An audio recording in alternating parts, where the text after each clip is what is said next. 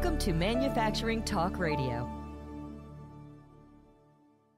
Welcome, everyone, to this episode of Manufacturing Talk Radio, a very interesting episode. We're going to talk about movies as a manufactured product. With us is Tana, who is the CEO of Smart Media. He is also the author of E-Junkie, a sci-fi futuristic graphic novel. It's distributed by Simon & Schuster. Nick, thanks for joining us. Happy to be here. Thank you, Nick. So let's talk about manufacturing and movies, because when I chatted earlier on this topic, I'm convinced that a movie is a manufactured product. Yeah, most definitely. It's the manufacturing of dreams.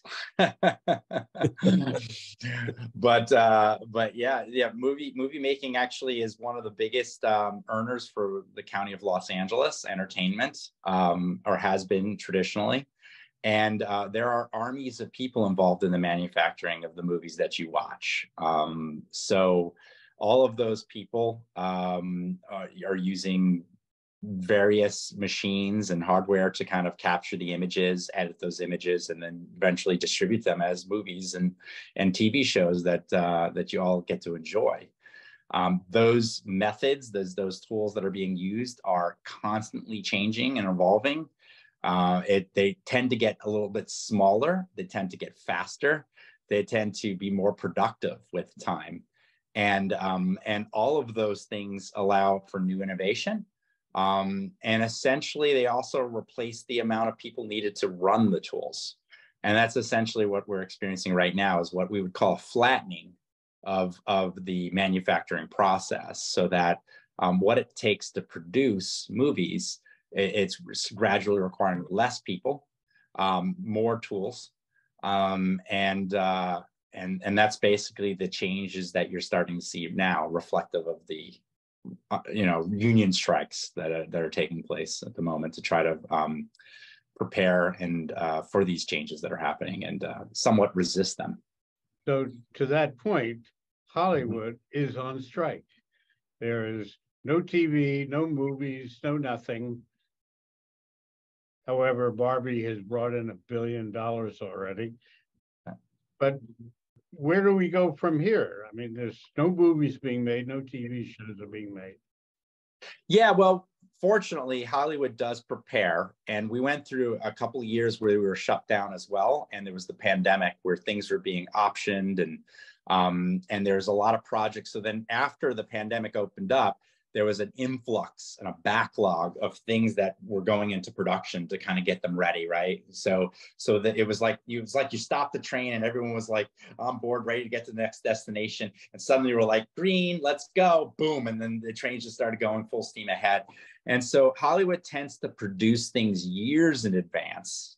So if, for example, you've got a deal and your movie was going to be made based on something you wrote or whatever, that likely scenarios that once you've made that deal, that movie doesn't see the light of day for 2 to 5 years.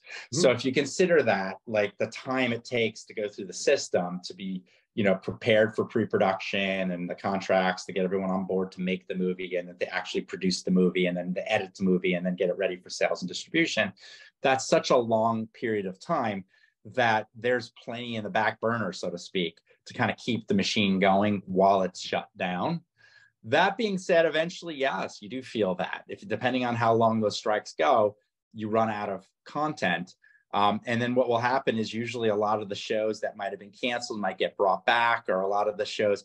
I mean, one of the interesting things about entertainment is that we have a content overload almost. Like, I don't know anyone that is watching the same shows anymore. Like if you tell me the shows you're watching, chances are 90% of them are things maybe I'm not watching. Whereas like 20 years ago, that was not the case. There weren't so many options, and we were all kind of overlapping in what we watched.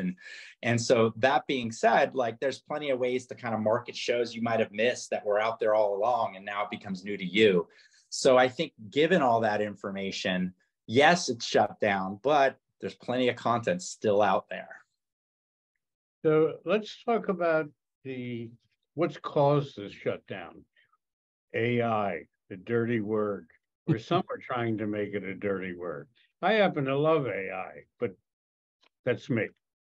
So give us a little insight how AI is affecting all this whole thing. Happy to. But I want to be with a clarifying point. AI is just the tip of the iceberg on what's affecting things here. What's been affecting Hollywood has been taking place for years, and it has to do with how movies earn money. So years ago, there were something called DVDs, and DVDs were a very viable income revenue stream for entertainment. DVDs kind of went out the window with streaming. So then now you have the convenience to be able to watch things on Netflix or Amazon on your phone in so many different ways at your leisure. You can pay one fee and basically watch anything you want to watch. You don't have to own it per se to be able to see movies. And people were willing to do that because of the convenience and the cost effectiveness of it. So DVDs went out the window. That was a really big way in which movies made money. It was a guaranteed income. Whereas now, like, oh, maybe you get Disney Plus for Mandalorian, but then after that's over, you don't want it anymore. You cancel it and you move back to Netflix or whatever. There's no guaranteed revenue stream. It's moving constantly, right? So DVDs were a really solid way in which we were able to get money, and it didn't move so much. You know, if you wanted that movie, you bought the DVD. In addition to that was movie theaters, actually prior to DVDs, and movie theaters were a solid revenue stream. People aren't going to the movies like they used to with competing media. The other thing was cable television. You know, where you were able to buy ads, or even just television itself on the way it was syndicated. Ad revenue drove most of that, and there was a lot of money you can get for eyeballs on an advertisement. That's been changed with subscription. You don't watch those ads like you used to. So we went to a subscription model. So that reduced the income one would earn from ads, which could be very significant. So all those things have been building up over time to make movie making not as lucrative as it used to be. And so a lot of the reason why people get involved in movie making is because you're able to make money in other ways, selling the Barbie dolls or selling the other properties that are associated with the movie and things like that. And that's why most of the movies you're seeing are things based on toys or based on books or other things where you can make money. So now, coupled with AI, right? How does AI impact that and even made it worse? Well, AI has allowed for a flattening of the amount of people needed to make movies. So let's say you needed 30 writers to sustain a show before. Well, now in theory, 1 or 2 can potentially do what those 30 did with the use of AI, which is generating scripts and doing things based on algorithms and data sets and all this previous history of how movies got written, right? The same goes for actors. Actors can be now replaced. You don't need live actors per se. You can have people look like live actors and they're CGI, right? So all of that is putting the pressure on actors and writers to say, hey, we need to figure out ways in which we can increase the amount of money we make now, because they're going to potentially be hiring less of us and they're not going to be paying us in the same way. So that's essentially what we're dealing with. More than just AI, but also a shift in how movies make money. They will never, ever be able to duplicate Sharon Stone the way Sharon Stone is. I've seen a Sharon Stone lookalike. It doesn't work. Well, you know, back in the day, they used to tell for 10 years. So I remember the arguments where you will never replicate a film with video, until suddenly we did. What's the expression? It's impossible until it's not. Exactly. Mandela who said that? Exactly. And I'm sure at one point in time in history, they said man will never be meant to fly, right? And now, you know, I don't know how many airplanes you've taken, but, you know, I'll be taking one to New York for the New York Comic-Con coming up. And, you know, it is the way, you know, things change when they do. No doubt. So this flattening that's occurring, I remember when, you know, Microsoft Word, which I'm very grateful for, and Grammarly, which I'm also grateful for, I had to use a IBM typewriter. Mm-hmm. And if you were doing any kind of serious documentation, you had a whole steno pool of people typing, and now you don't. So you just gave an example of the flattening of the writers.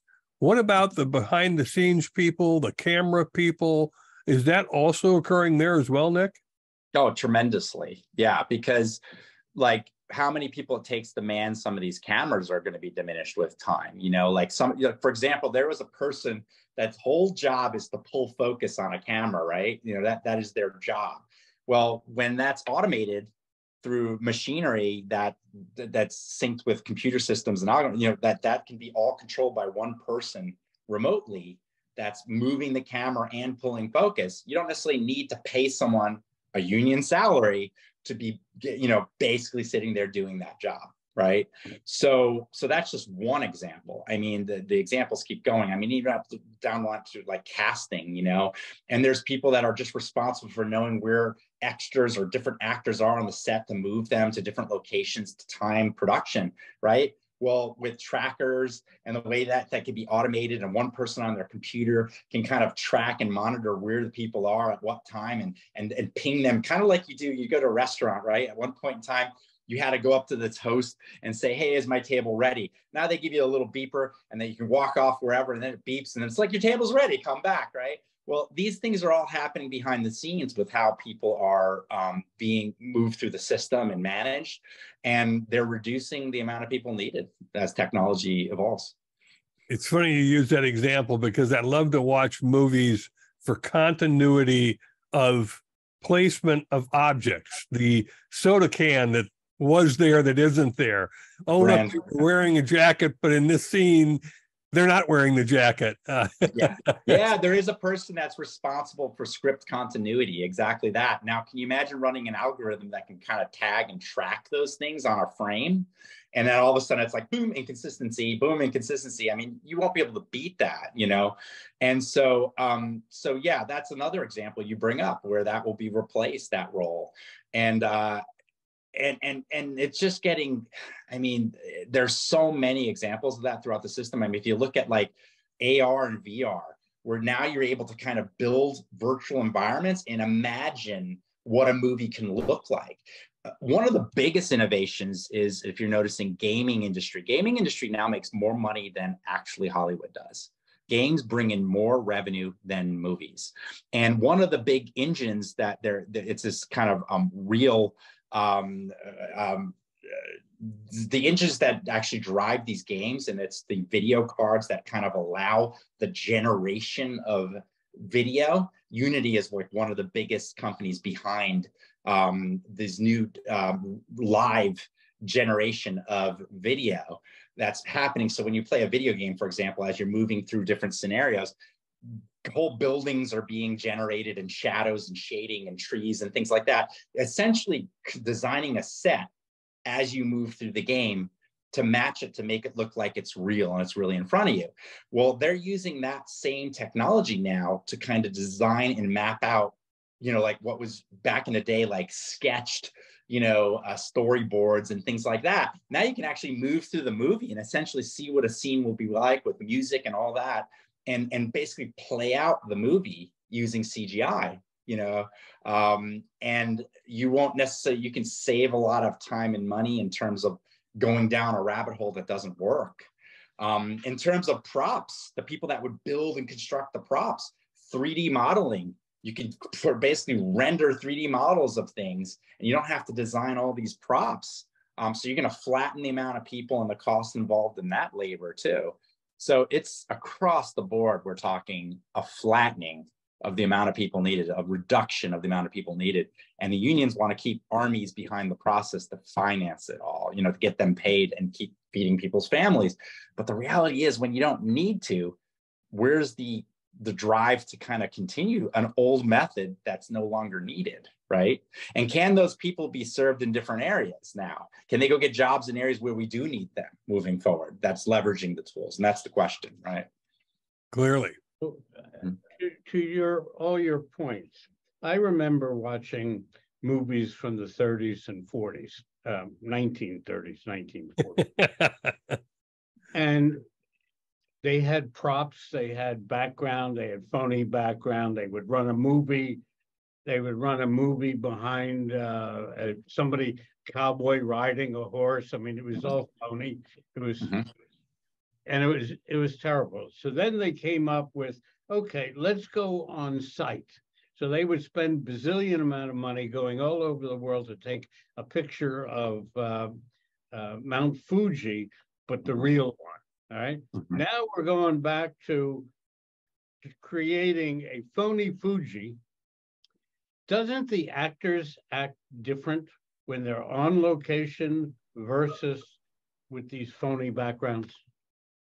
Well, that depends on how good the actors are, I guess. You know, in theory, if you're acting well, you can a rock can be your mom, right? Like you can. It's a matter of your imagination and being able to put yourself in a scene. What's the famous quote? I think it was Dustin Hoffman playing in one of the movies with Laurence Olivier, possibly. And Dustin Hoffman spent all night long staying up, preparing for a role to kind of get in the moment, you know, to really feel like tired or whatever. And he's like, you know, I did this, and you know, to get prepared for the scene. And Laurence Olivier is like, well, why don't you just act it?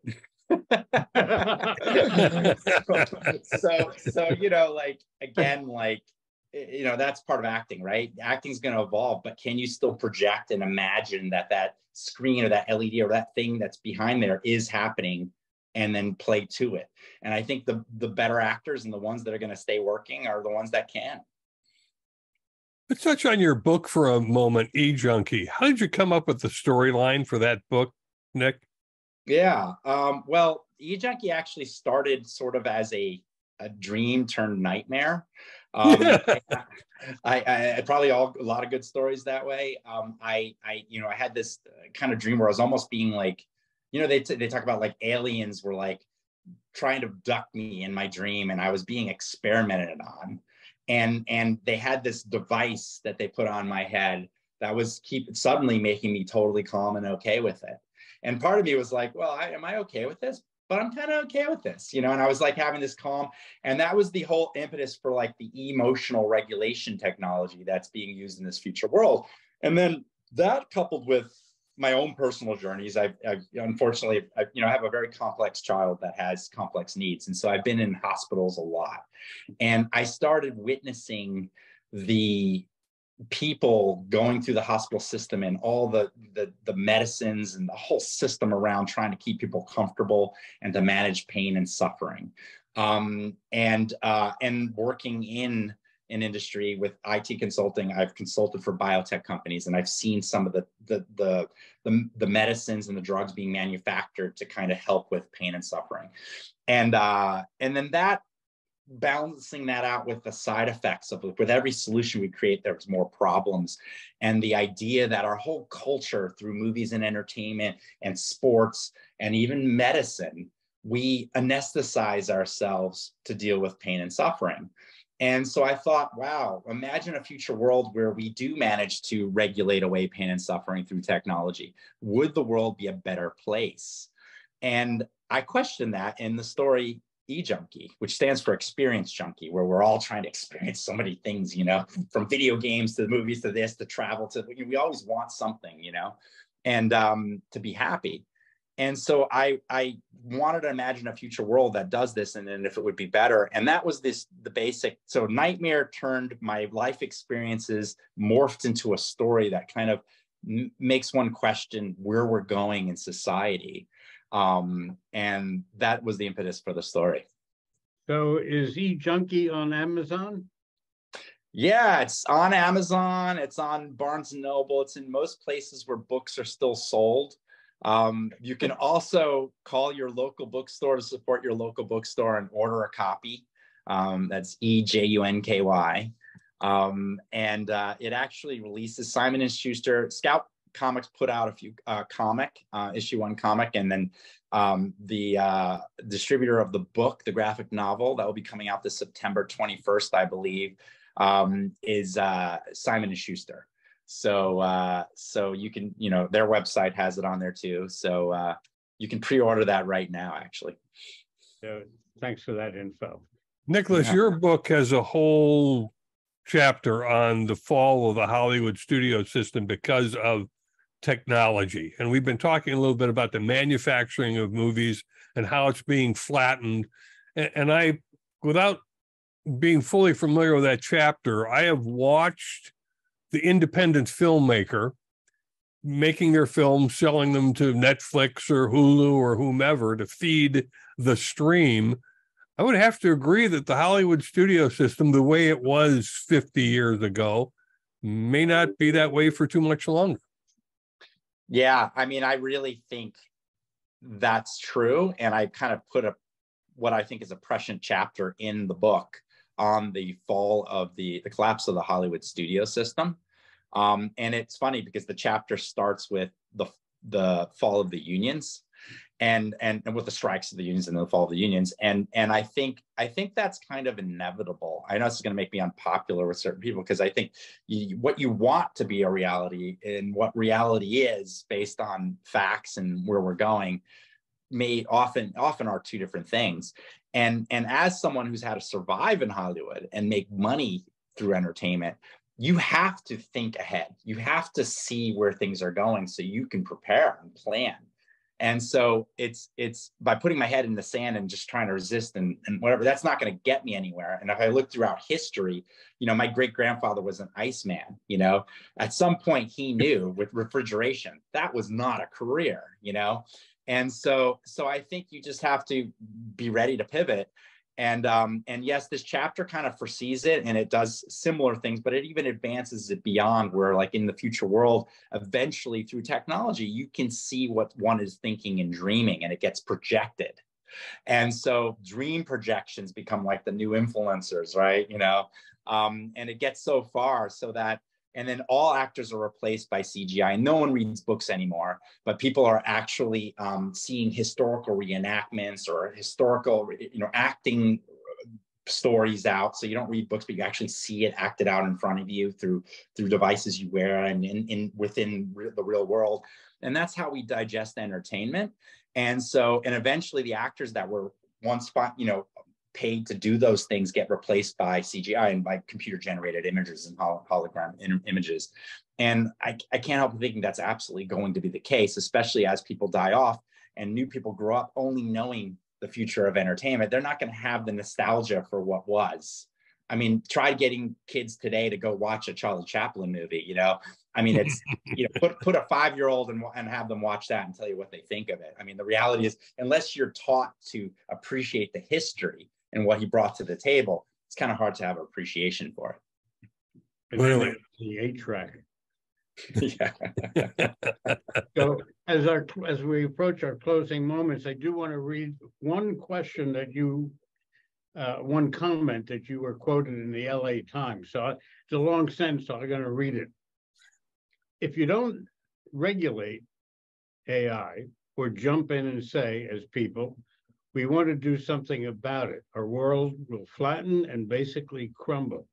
Can you elaborate on this? Well, you already did elaborate before I asked the question. The point is this all going to end well? I guess that depends on your viewpoint. but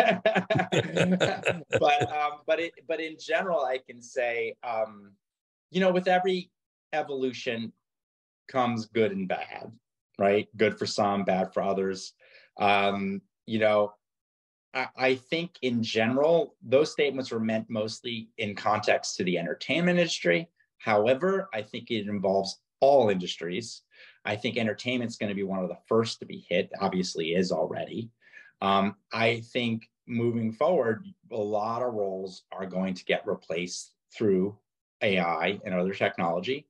And people are going to have to upskill and kind of find ways to work with the tools in a different way so that we're much like Mickey Mouse and Fantasia, we're getting the mops to sweep up the mess for ourselves, and then it becomes the magic, right? I think if we look at it as Terminator and we want to, and it's taking over, I mean, yes, I think all technology can be used for bad things. I mean, look at the car, it could take someone to a hospital and, a drunk driver can kill somebody, right? But it doesn't mean the car intrinsically is bad for society. It's how we use it, right? I think there's going to be, unfortunately, though, in general, we live in a very pivotal time where the tools we've created can create themselves to some extent. They can replicate and create themselves. So what that means is we lose a predictability on how fast and exponentially things are going, even more than we did before. And so it's harder to predict how quickly things are going to pivot and change, which always is scary for people. And it's going to get a little challenging for people to keep up, educational systems to keep up, to kind of educate and get the next generation ready to leverage that. Many people will unfortunately probably lose jobs and have to, and as jobs get lost, more people are going to flood and not have money coming in to be able to afford things. So then the question becomes, do we need some kind of a stipend-driven economy to kind of supplement these things? And I think these are profound questions that we're going to have to start answering in the very soon, in the years to come, all of us in every industry. And that's kind of what I meant by that quote. To put our head in the sand is not going to necessarily get us anywhere. Washington, D.C. can solve the problem. Yeah, right. Tim? Well, I just want to reassure everyone before you jump on your tweets and beat up on Nicholas Tana. In 1970, the population of the United States was 150 million people. Today, we employ 165 million people in the United States, more than the population some 50, 60 years ago. So the jobs will be there. They'll just be different. Nicholas, thanks for joining us. Thank you for having me. I appreciate it. Thank you. And for all of those who are watching this on YouTube, please subscribe to our channel. You can check us out at mfgtalkradio.com. And we push this out on LinkedIn and all of the listening platforms as well, iHeartRadio, terrestrial radio.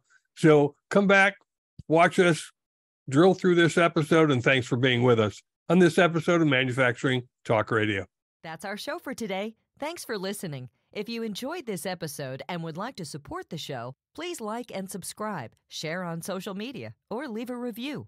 You can find us on YouTube, Spotify, Apple Podcasts, Google Play, Rumble, or your favorite podcast app. Visit us online at mfgtalkradio.com for our other episodes. We have also included links to our advertisers below. Thanks again, and we'll see you next week.